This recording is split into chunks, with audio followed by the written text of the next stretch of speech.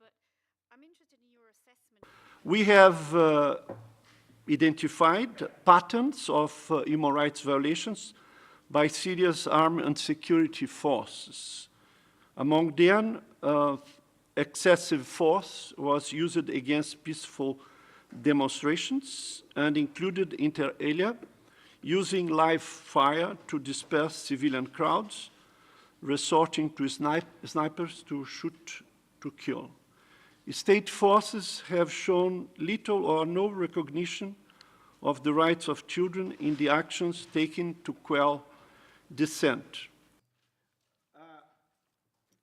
Reliable sources indicated that 256 children had been killed by state forces as 9 November. I'm Ahmed Shawki from the United Arab Emirates News Agency. Torture, sexual violence, and ill treatment were inflicted on civilians suspected of sympathy with the protests, regardless of their gender or age.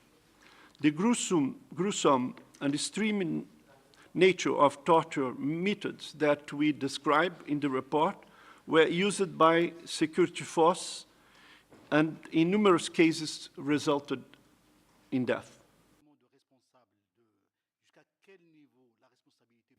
The great majority of people who were detained either witnessed or were subjected to torture. Several witnesses and victims emphasized that they were tortured whether they confessed or not confessed. Sexual violence was used against male adults and children detainees. Concerning women, some witnesses told that in place of detention, women were sexually assaulted.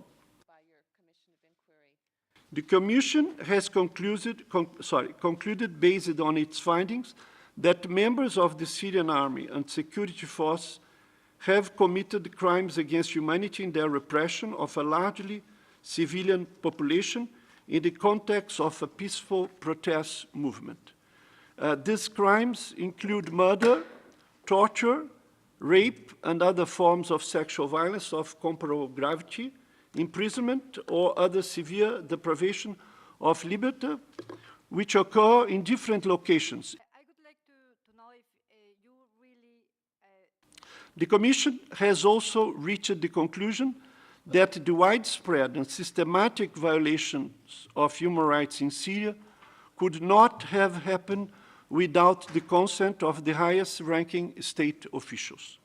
Under international law, the state of Syria is responsible for these violations and bears the duty to ensure that the individual perpetrators would be punished and that the victims receive reparation.